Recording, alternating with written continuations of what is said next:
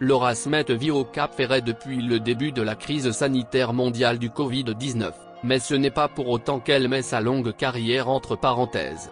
D'après nos confrères du JDD, la fille de Nathalie Baye et Johnny Hallyday va en effet bientôt monter sur les planches.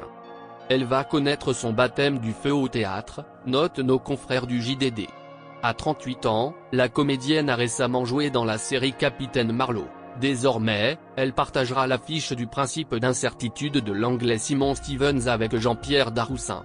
Le spectacle débutera le 22 septembre prochain. Dans cette pièce mise en scène par Louis Doux de Lanquessin, réalisateur de La Sainte Famille, dernier film dans lequel Laura Smet a tourné en 2019, elle fera donc son grand retour avec une grande première. Loin du tumulte médiatique parisien, Laura Smet a largement pris goût à cette vie paisible que lui offre le bassin d'Arcachon. Mère d'un petit garçon prénommé Léo, la femme de Raphaël Lancret-Javal n'hésite néanmoins pas à revenir lorsque l'événement en vaut le détour. Aujourd'hui, la jeune maman a trouvé son équilibre. Elle vit avec son mari Raphaël Lancret-Javal. Ensemble, ils ont eu un adorable bébé, Léo, en octobre 2020. Il est donc loin, le temps où la jeune femme se sentait au plus mal. Dans un entretien avec nos confrères de Marie-Claire, Laura Smet disait avoir tiré un trait sur ses problèmes de drogue et d'alcool. J'ai tenu bon grâce à ma mère et à quelques proches, dont mon meilleur ami, Jérôme Corco, qui m'a sauvé la vie en me persuadant de me faire soigner, confiait-elle en effet dans les colonnes du magazine Marie-Claire en octobre 2008.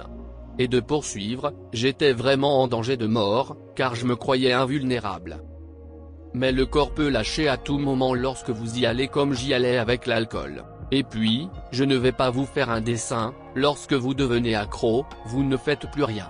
Ses fans ont été choqués d'apprendre la nouvelle, lors d'un drame survenu le 4 janvier 2010. C'est justement parce que beaucoup de gens entrent dans cette église que l'on a d'abord pensé à un malaise lorsque les pompiers sont arrivés. Mais, à part des cris d'appel au secours entendus un peu après 15 heures, tout s'est passé de façon très discrète. Les pompiers ne voulaient rien dire et ils ont demandé s'il y avait une porte dérobée pour évacuer la personne en difficulté qui avait reçu les premiers soins dans le petit chœur de l'église, à l'abri des regards. C'est là que nous avons pensé qu'il pouvait s'agir d'une personnalité, a confié à l'époque un employé de la paroisse à Gala.fr. À l'époque, Laura Smet finissait tout juste le tournage du film Insoupçonnable, avec Charles Berligne. Très vite, elle a tenu à démentir les rumeurs au sujet d'un potentiel suicide. Contrairement à ce que les gens et les médias ont raconté, je n'ai pas fait de tentative de suicide. J'ai dû sortir d'une période professionnelle compliquée et là-dessus, j'ai dû subir la pression qu'a suscité l'inquiétude au sujet de la santé de notre père, a-t-elle ainsi fait savoir dans les pages du magazine Gala. Désormais, ces démons semblent derrière elle. Elle a même recroisé son ex l'écrivain Frédéric Beigbeder. C'était au 15e anniversaire du prix de la Closerie des Lilas en avril dernier. Ils avaient rompu en 2006. Mais depuis, ils s'entendent très bien. Laura Smet a d'ailleurs convié à son mariage avec Raphaël Lancret-Javal, l'écrivain à succès.